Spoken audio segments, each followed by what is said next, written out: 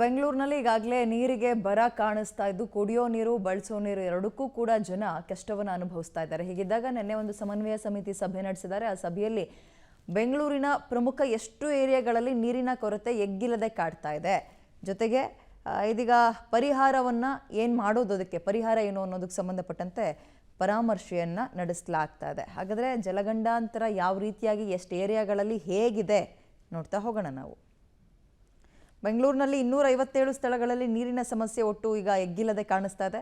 ಜಲಮಂಡಳಿ ಪ್ರಕಾರ ನೀರು ಸರಬರಾಜಲ್ಲಿ ಏನು ತೊಂದರೆ ಇಲ್ವಂತೆ, ಬಟ್ ಏನು ಸಮಸ್ಯೆ ಆಗ್ತಾ ಇದೆ ಅಂದರೆ ಬೇಸಿಗೆ ಹೆಚ್ಚಾಗ್ತಾ ಇರೋದ್ರಿಂದ ಅಂತರ್ಜಲದ ಮಟ್ಟ ಕಡಿಮೆ ಆಗ್ತಾ ಇದೆ. ಪರಿಣಾಮ ಬೋರ್ವೆಲ್ಗಳಲ್ಲಿ ನೀರು ಬತ್ತುತ್ತಾ ಇದೆ.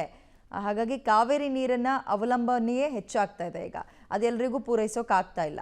ಬೆಂಗಳೂರಿನಲ್ಲಿ ಒಟ್ಟು 10,955 ಬೋರ್ವೆಲ್ ಇದೆ. ಇವ್ರು ಕೊಟ್ಟಿರೋ ಮಾಹಿತಿ ಪ್ರಕಾರ ಹತ್ತತ್ರ 11,000 ಅಂದ್ಕೊಳ್ಳೋಣ. 10,955 ಬೋರ್ವೆಲ್ಗಳು, ಅದರಲ್ಲಿ 1,214 ಬೋರ್ವೆಲ್ಗಳು ನೀರಿಲ್ಲದೆ ಅಥವಾ ಅಂತರ್ಜಲ ಮಟ್ಟ ಕುಸಿದು ಸಂಪೂರ್ಣವಾಗಿ ಬತ್ತು ಹೋಗಿದೆ.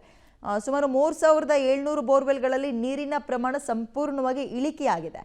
400 MLD ಬೋರ್ವೆಲ್ ನೀರಿನಲ್ಲಿ ಈಗ ಇಲ್ಲಿ ತನಕ ಇದ್ದಿದ್ದಕ್ಕಿಂತ ಕಡಿಮೆ, 50% ಕಡಿಮೆ ಆಗಿದೆ ನೀರು. ಅಂತರ್ಜಲದ ಮಟ್ಟ ಕುಸಿತದಿಂದ ಬೋರ್ವೆಲ್ಗಳಲ್ಲಿ ನೀರು ಬತ್ತು ಹೋಗ್ತಾ ಇದೆ. ಮಾರ್ಚ್ ಏಪ್ರಿಲ್ನಲ್ಲಿ ಬೇಸಿಗೆ ಮತ್ತಷ್ಟು ತೀವ್ರವಾಗುತ್ತೆ. ಆಗ ಈ ನೀರು ಮತ್ತಷ್ಟು ಕಡಿಮೆ ಆಗೋ ಆತಂಕ ಕೂಡ ಇದೆ.